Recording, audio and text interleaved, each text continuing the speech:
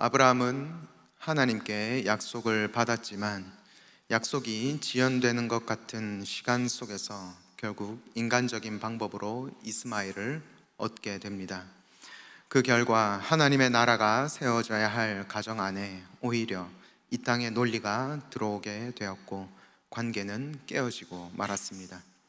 하지만 하나님께서는 하나님의 약속과 아브라함의 가정을 포기하지 않으셨고 하갈에게 찾아와 그녀에게 약속을 주시고 다시 사라에게 돌아가게 하십니다. 그 이후 13년이라는 시간이 흐르고 이 시간을 아브라함은 하나님 없이도 살 수 있을 것 같은 시간, 하나님을 찾지 않아도 괜찮다고 느끼는 시간으로 보내게 됩니다. 왜냐하면 그의 손에는 이미 이스마엘이라는 해답이 쥐어져 있었기 때문입니다. 하지만 이때 하나님께서 아브라함에게 다시 찾아오십니다. 그리고 자신을 엘샤다이, 전능하신 하나님으로 말씀해 주시며 아브라함의 초점을 다시 하나님께로 돌리도록 이끄십니다. 너는 내 앞에 행하여 완전하라 라고 말씀하시며 삶의 중심을 하나님께 다시 맞추는 약속의 자리로 아브라함을 불러주십니다. 그러나 아브라함은 그 약속 앞에서 웃습니다. 이스마엘이나 하나님 앞에 살기를 원하나이다. 하나님, 이제 하나님의 약속보다 제게는 이스마엘이 있습니다. 저는 이스마엘이 더 중요하니 그냥 이스마엘이나 잘 자라게 해주십시오. 아브라함이 이렇게 하나님께 대답했지만 그러나 하나님은 아브라함에게 아니라 그의 간구를 거절하시며 분명하게 하나님은 아브라함이 만들어낸 이 땅의 대체품이 아니라 하나님이 말씀하신 약속을 반드시 이루실 것을 말씀해 주십니다. 전능하신 하나님, 엘샤다이 하나님은 그 어떤 불가능한 상황 가운데서도 약속을 반드시 그리고 신실하게 지키실 것을 아브라함에게 말씀해 주시는 것입니다. 이후에 아브라함은 하나님의 명령대로 자신을 포함한 모든 남자에게 할례를 행하고 하나님께서는 아브라함에게 내년 이맘때 아들이 있으리라 라고 구체적으로 약속의 때를 말씀해 주십니다. 이 말씀에 사라는 웃었지만 하나님께서는 여호와께 능하지 못한 일이 있겠느냐라고 말씀하시며 사라에게 아들이 있을 것이라 분명하게 말씀해 주십니다. 이 일 이후에 오늘 본문 17절에 하나님께서 아브라함에게 말씀해 주십니다. 여호와께서 이르시되 내가 하려는 것을 아브라함에게 숨기겠느냐. 하나님께서는 아브라함에게 자신이 하려는 것을 숨기지 않고 이야기하겠다라고 말씀하십니다. 그 이유를 이어서 18절과 19절에 아브라함은 강대한 나라가 되고 천하 만민은 그로 말미암아 복을 받게 될 것이 아니냐. 내가 그로 그 자식과 권속에게 명하여 여호와의 도를 지켜 의와 공도를 행하게 하려고 그를 택하였나니 이는 나 여호와가 아브라함에게 대하여 말한 일을 이루려 함이니라 라고 말씀해 주십니다. 하나님께서는 아브라함을 통하여 강대한 나라를 세우고 천하 만민이 그로 말미암아 복을 받는 놀라운 계획을 이루시겠다 말씀해 주십니다. 하나님의 이러한 놀라운 계획에 아브라함을 사용하실 때 하나님께서는 아브라함을 단순히 쓰다 버리는 도구로 대하시는 것이 아니라 하나님의 놀라운 역사를 함께 이루어가는 하나님의 동력자이자 친구로 아브라함을 대한다라고 말씀해 주고 계십니다. 성경에서도 아브라함을 이후에 하나님의 벗이다라고 소개를 합니다. 이사야 41장 8절에 그러나 나의 종 너 이스라엘아 내가 택한 야곱아 나의 벗 아브라함의 자손아 라고 말씀하시며 아브라함을 나의 벗, 즉 하나님의 친구다라고 표현하십니다. 그리고 야고보서 2장 23절에서도 이에 성경에 이른 바 아브라함이 하나님을 믿으니 이것을 의로 여기셨다는 말씀이 이루어졌고 그는 하나님의 벗이라 칭함을 받았나니 라고 말씀하십니다. 벗, 즉 친구는 단순히 일만 같이 하고 볼일 끝나면 더 이상 상관하지 않는 비즈니스적인 관계를 의미하지 않습니다. 서로의 마음을 나누고 서로를 신뢰하며 서로에게 자신의 비밀까지도 공유할 수 있는 관계, 그것이 바로 친구입니다. 하나님께서는 아브라함을 바로 이 친구 관계, 인격적인 관계로 그를 부르고 계신 것입니다. 이 관계 안에서 하나님께서는 아브라함에게 자신이 앞으로 하려는 일을 말씀해 주십니다. 20절과 21절에 여호와께서 또 이르시되 소돔과 고모라에 대한 부르짖음이 크고 그 죄악이 심히 무거우니 내가 이제 내려가서 그 모든 행한 것이 과연 내게 들린 부르짖음과 같은지 그렇지 않은지 내가 보고 알려 하노라. 하나님께서는 소돔과 고모라에 대한 부르짖음을 들으시고 그것이 사실인지 보고자 한다라고 하나님의 계획을 말씀해 주십니다. 이 말을 들은 아브라함은 하나님께 이렇게 간구합니다. 23절에서 25절 말씀입니다. 아브라함이 가까이 나아가 이르되 주께서 의인을 악인과 함께 멸하려 하시나이까? 그 성 중에 의인 50명이 있을지라도 주께서 그곳을 멸하시고 그 50의인을 위하여 용서하지 아니하시리이까? 주께서 이같이 하사 의인을 악인과 함께 죽이심은 부당하오며 의인과 악인을 같이 하심도 부당하니이다. 세상을 심판하시는 이가 정의를 행하실 것이 아니니까 라고 간구를 드립니다. 우리가 일반적으로 악한 일을 벌이는 사람의 이야기를 들으면 우리는 그 사람이 심판을 받고 벌을 받기를 원합니다. 다른 사람을 함부로 무시하던 교만한 사람이 바로 그 자신의 교만 때문에 사업이 망한다던가, 거짓말하며 다른 사람을 기만하던 사람이 자기 꾀에 넘어가 더 큰 손해를 보고 더 큰 아픔을 겪는다든지, 이렇게 내가 생각할 때 악하다고 생각하는 사람이 큰 고통과 아픔을 겪게 되면 우리는 정의가 회복됐다고 생각하며, 그리고 또한 속으로 시원하다, 그리고 요즘 아이들 말로는 사이다다라는 식의 표현을 하게 됩니다. 이후 창세기 19장을 통해 알 수 있듯이 소돔은 정말로 죄악이 가득한 도시가 맞았습니다. 그리고 앞서 14장에서 소돔 왕을 경험한 아브라함은 하나님께 네, 맞습니다 하나님, 제가 소돔 왕을 만나봤는데 물에서 건져내 줬더니 보따리 내놓으라는 식으로 이야기하더군요. 제가 그때부터 알아봤습니다. 그 족속들은 심판받고 죽어 마땅합니다. 이렇게 아브라함은 말할 수도 있었을 것입니다. 하지만 오늘 본문에서 아브라함은 하나님께 오히려 소돔과 고모라에 긍휼을 베풀어 주실 것을 간구하고 있습니다.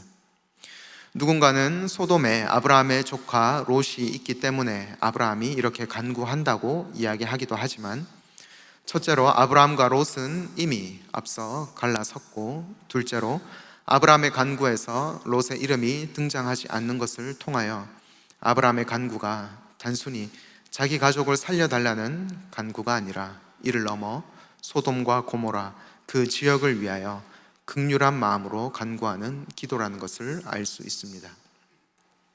그렇다면 아브라함은 어떻게 심판받아 마땅한 소돔과 고모라를 위해 긍휼의 마음으로 간구할 수 있었을까요?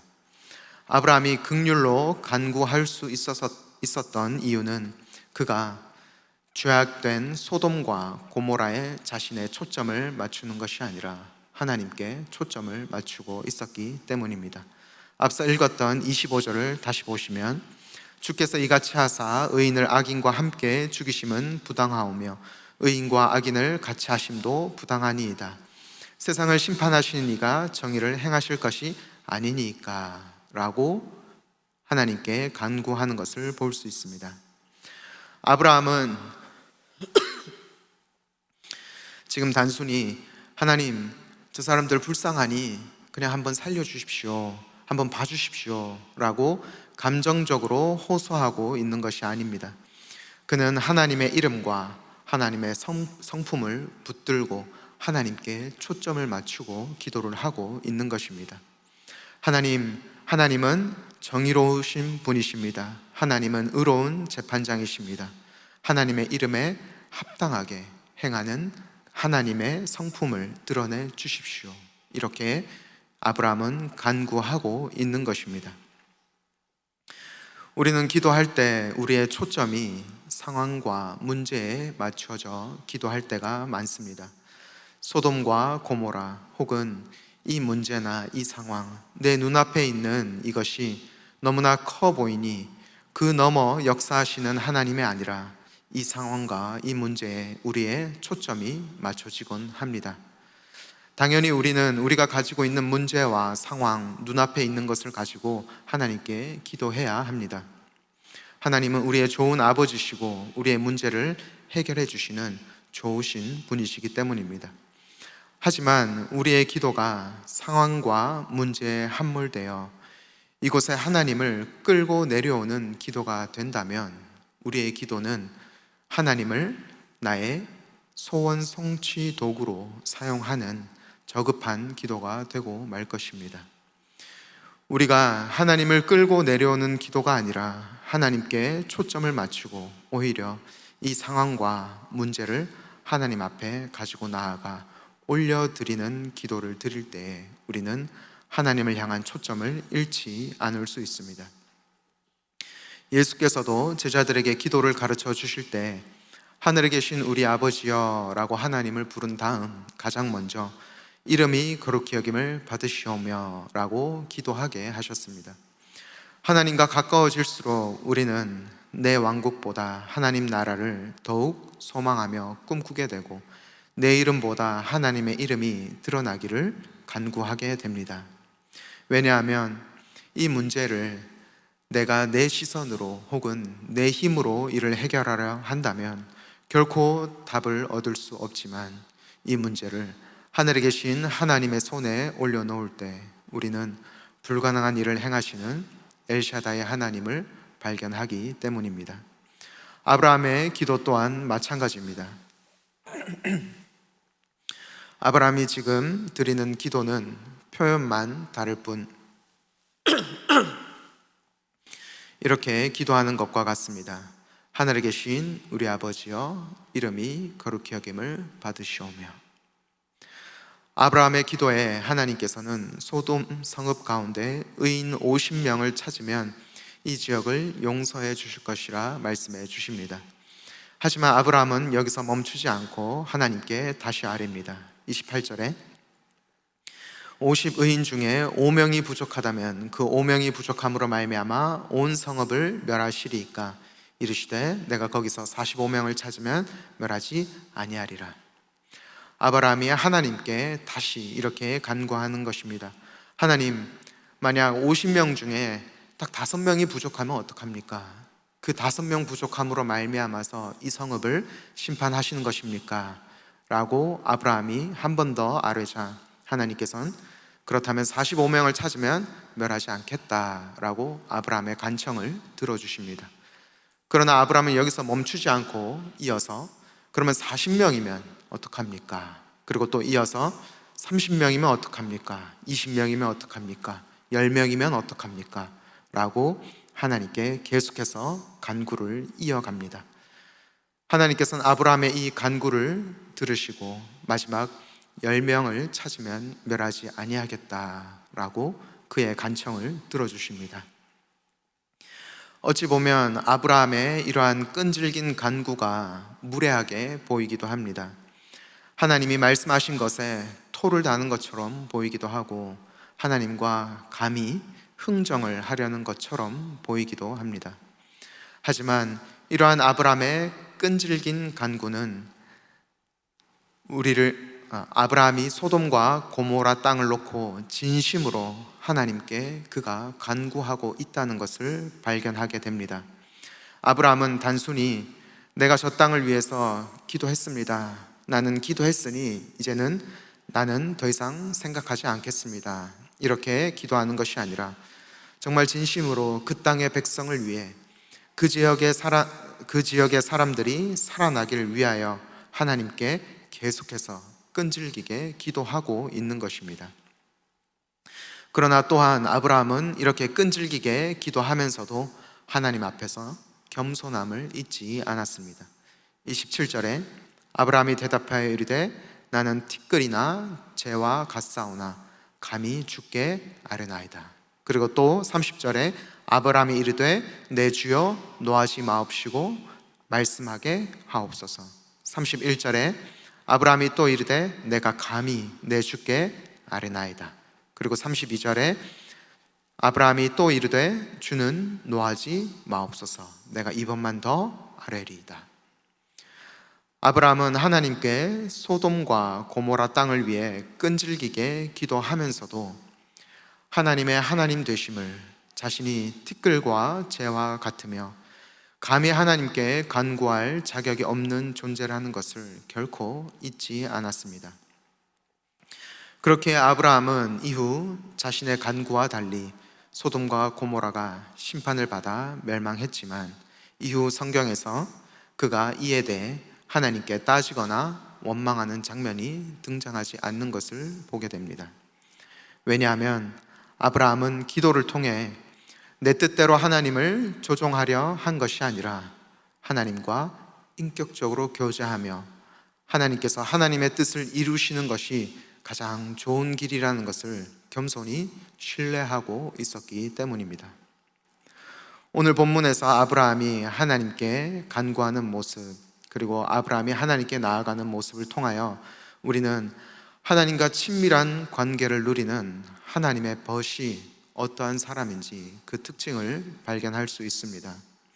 하나님의 벗은 첫 번째로 정죄하기보다 긍휼을 먼저 품는 사람입니다. 누군가는 소돔과 고모라에 심판이 내려진다는 소식을 들으면 거 봐라, 내 그럴 줄 알았다, 저런 곳은 벌 받아야 마땅하지, 저렇게 한번 두드려 맞아야 정신을 차리지 라며 속 시원하다 이야기할지 모릅니다. 하지만 하나님과 인격적인 관계를 맺은 사람은 다른 사람의 죄, 그리고 다른 사람의 벌을 받는 모습을 보며 우월감을 느끼는 것이 아니라 그 영혼을 불쌍히 여기며 긍휼한 마음으로 그를 위하여 더욱 기도하게 됩니다. 왜냐하면 하나님께서 나 같은 죄인도 긍휼히 여기셨다는 그 사실을 하나님과의 관계 속에서 우리는 날마다 경험하기 때문입니다. 훨씬 더 끔찍하고 더러운 죄인이었던 나를 건지신 주님, 저들을 불쌍히 여겨 주옵소서. 주님, 나를 건지셨던 것처럼 주님, 저 영혼도 건져 주십시오. 주님, 회복시켜 주옵소서. 예수께서 아버지, 저들을 사하여 주옵소서, 자기들이 하는 것을 알지 못하니이다 라고 기도하셨던 것처럼 한 영혼을 위해 끝까지 긍휼의 마음으로 기도의 끈을 놓지 않는 사람, 그가 바로 하나님의 벗입니다. 둘째로, 하나님의 벗은 내 유익이 아니라 하나님의 이름과 하나님의 영광에 초점을 맞춥니다. 아브라함은 하나님께 간구할 때 자신의 기도의 방향을 소돔과 고모라에 맞추는 것이 아니라 하나님의 성품에, 하늘에 계신 하나님께 그 초점을 맞추고 기도했습니다. 내가 생각할 때 이거는 이렇게 돼야 하는 거 아닌가, 이게 내 계획인데 이 방향으로 가야 하는 거 아닌가, 정의는 이렇게 실현돼야 하는 거 아닌가, 내 생각, 내 판단, 내 감정이 내 기도의 중심이 되는 것이 아니라 하나님, 하나님의 성품이 이곳 가운데 드러나게 하여 주옵소서. 하나님이 어떤 분이신지, 하나님이 어떻게 일하시는지 우리가 경험하게 하여 주옵소서. 이를 우리 공동체가 함께 경험하고 함께 고백하게 하여 주옵소서. 이렇게 기도하게 되는 것입니다. 하나님과 깊이 교제하는 사람은 더 이상 내 뜻을 간구할 수 없고 하나님의 뜻을 더욱더 간구할 수밖에 없습니다. 왜냐하면 하나님과 깊이 교제하면 할수록 우리는 내가 얼마나 어리석은지, 나는 정의라고 생각했지만 그것이 얼마나 불의했던 것인지, 나는 얼마나 이기적인지 절절히 보게 되고, 또한 반대로 하나님의 뜻이 얼마나 정확하신지, 그리고 그것이 오히려 더 좋은 길이라는 것을, 아니 더 완전한 길이라는 것을 날마다 경험하기 때문입니다. 그래서 우리는 시간이 지나 이렇게 깨달을 때가 참 많습니다. 그때 만약 하나님이 내 간구대로 내 뜻대로 하셨다면 정말 나는 큰일 날 뻔했구나. 하나님이 내 뜻대로 하지 않고 하나님의 뜻대로 하여 주신 것이 얼마나 감사한지 모릅니다. 우리가 시간이 지나 돌아볼 때 이렇게 고백할 때가 얼마나 많은지 모릅니다. 그래서 우리는 예수께서 기도하셨던 것처럼 이렇게 기도할 수밖에 없습니다. 주님, 내 뜻대로 마옵시고 아버지의 뜻대로 하옵소서. 마지막으로 하나님의 벗은 포기하지 않고 끈질기게 기도하되 하나님을 겸손히 신뢰합니다. 50명에서 10명까지 아브라함은 무려 6번이나 하나님께 끈질기게 간구합니다. 하지만 그는 이렇게 기도하는 중에도 자신이 누구인지, 그리고 내가 간구를 드리고 있는 하나님이 어떤 분이신지 결코 잊지 않았습니다. 하나님, 저는 티끌과 같습니다. 저는 재와 같습니다. 저는 감히 하나님 앞에 나올 수 없는 존재입니다. 아브라함은 이렇게 고백하며 하나님 앞에서 자신을 높이지 않고 하나님 앞에 엎드립니다.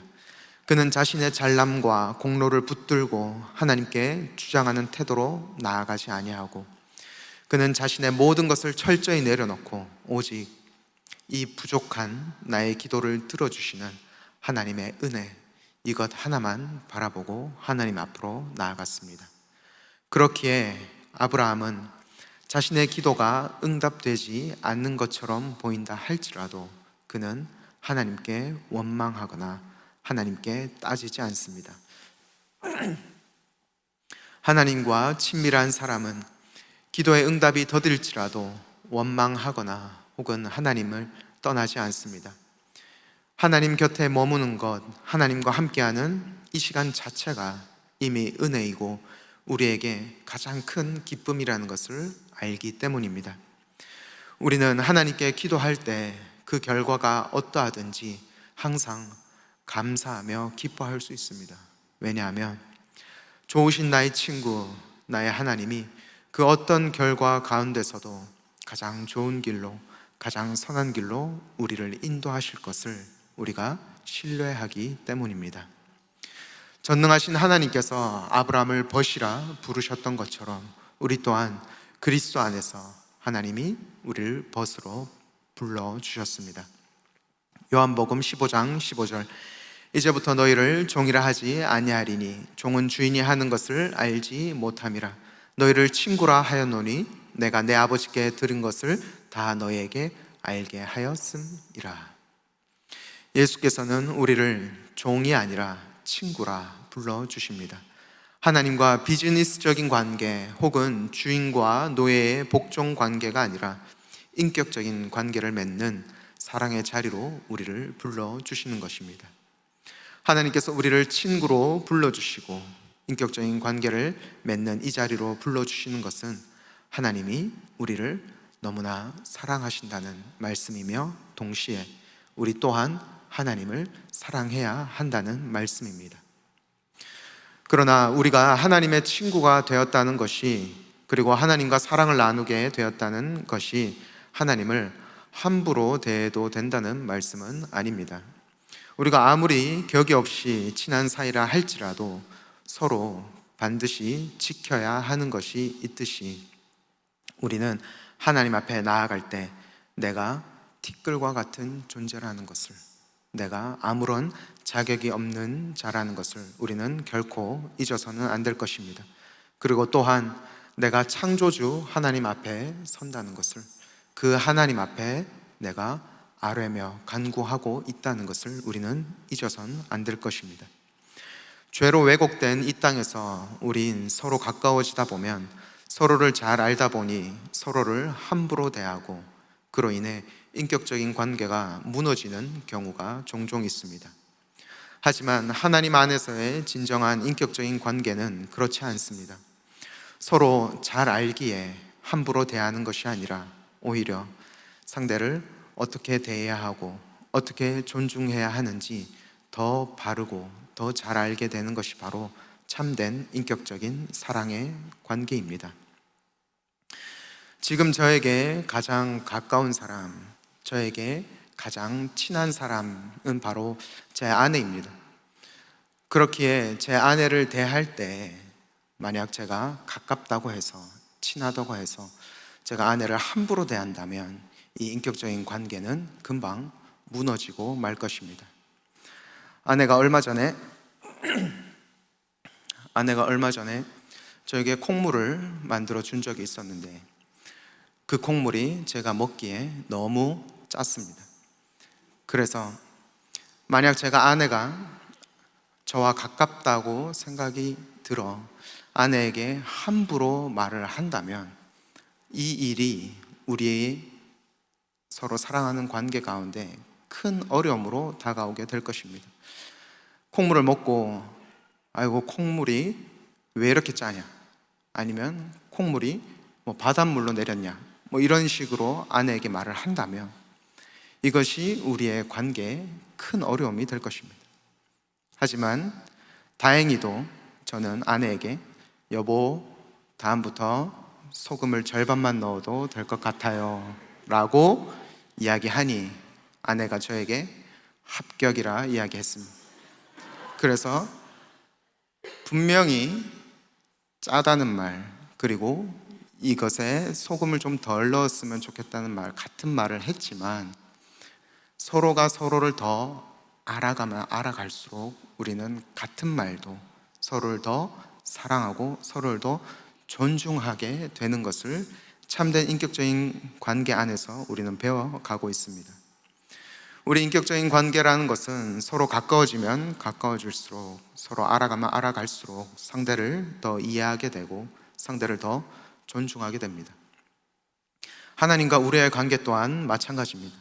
하나님을 더 알아가고 하나님과 더 친밀한 관계가 된다는 것은 내가 하나님을 함부로 대한다는 말이 아니라 오히려 하나님의 하나님 되심을 날마다 발견하며 하나님의 전능하심과 하나님의 광대하심과 하나님의 신실하심을 깊이 경험하게 되어 우리가 더 겸손해지고 창조주를 찬양하는 기쁨이 우리 안에 넘쳐난다는 이야기입니다.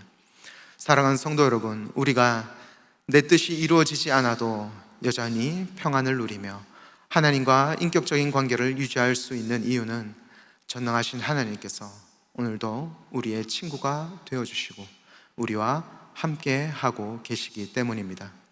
내가 원하는 결과보다 이 땅의 그 어떤 것보다 귀하신 하나님이 지금 나와 함께 하시기에 그 어떤 상황에도 우리는 감사를 잃지 않을 든든한 기초가 마련되어 있습니다.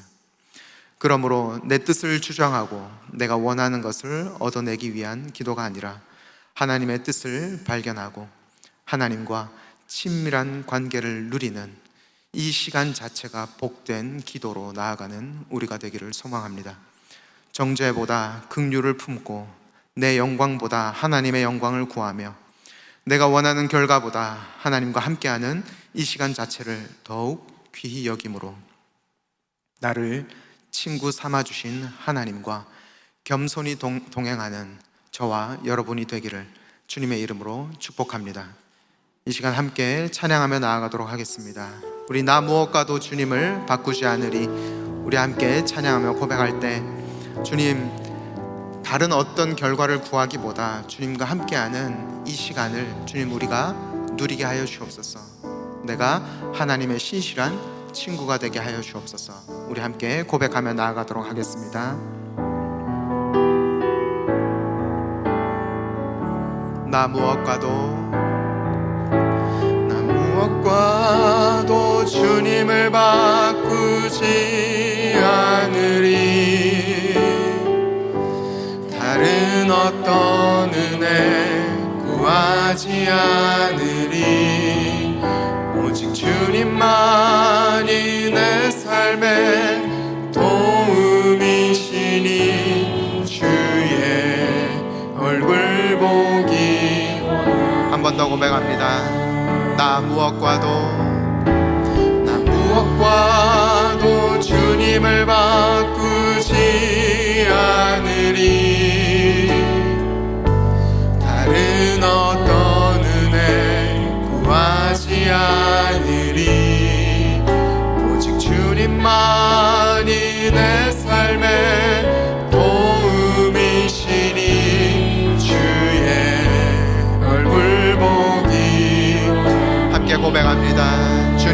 사랑해요. 주님 사랑해요.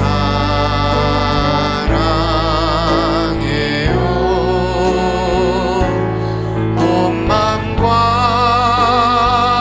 정성 다해 하나님의 신실한 친구 되기. 우리 처음부터 다시 고백합니다. 나 무엇과도 주님을 바꾸지 않으리. 다른 어떤 은혜 구하지 않으리. 오직 주님만이 내 삶의 도움이시니. 주의 얼굴 보기. 주님 사랑해요. 주님 사랑해요.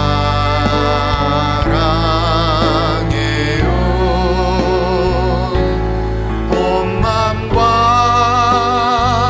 정성 다해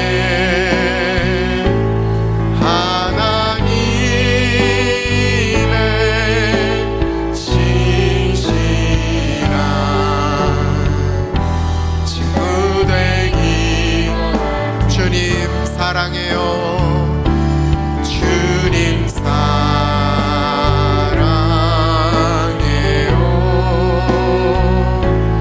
온 맘과 정성 다해 하나님의 신실한 친구 되기 원합니다. 이 시간 함께 말씀 붙들고 기도하기를 원합니다. 이 시간 기도할 때 우리 하나님의 벗이 가지고 있는 모습을 통하여 우리가 정죄하는 마음이 아니라 하나님 아버지의 마음, 긍휼의 마음을 품고 그 가운데 놀랍게 회복하는 역사를 함께 꿈꿀 수 있는 우리의 기도가 되기를 소망합니다. 우리의 기도를 통하여서 우리의 기도 가운데 놀라운 회복의 역사, 살아나는 역사, 또한 하나님의 붙드심을 다시 한번 경험하는 우리의 기도가 될 수 있도록. 그리고 두 번째, 우리의 기도의 초점이 눈앞에 있는 문제와 상황에 맞춰 있는 것이 아니라 우리 전능하신 하나님께 우리의 초점이 맞춰져서 하나님의 성품이, 하나님의 일하심이 우리의 기도를 통하여 나타날 수 있도록, 내 이름이 아니라 내 생각, 내 뜻이 아니라 하나님의 능력과 하나님의 이름이 드러날 수 있도록 간구하는 우리의 기도가 되도록. 그리고 마지막 세 번째로, 나를 친구로 불러주신 하나님과 우리가 겸손히 동행하며 나아갈 수 있도록. 내가 하나님 앞에 섰었을 때 나에게 아무런 자격이 없다는 것을, 나는 아무것도 아니라는 것을 우리 주님 앞에 날마다 고백하며 내 힘과 내 능력이 아니라 하나님이 내 삶을 통하여 일하여 주옵소서. 하나님만이 내 삶을 통하여 드러나고 나타나게 하여 주옵소서. 이렇게 겸손히 고백하는 우리 되도록 우리 세 가지 기도 제목 두고 함께 기도하며 나아가도록 하겠습니다. 함께 기도하겠습니다. 주님, 우리가 주님 앞에 함께 기도하며 나아갈 때 주님, 우리의 마음에 하나님의 마음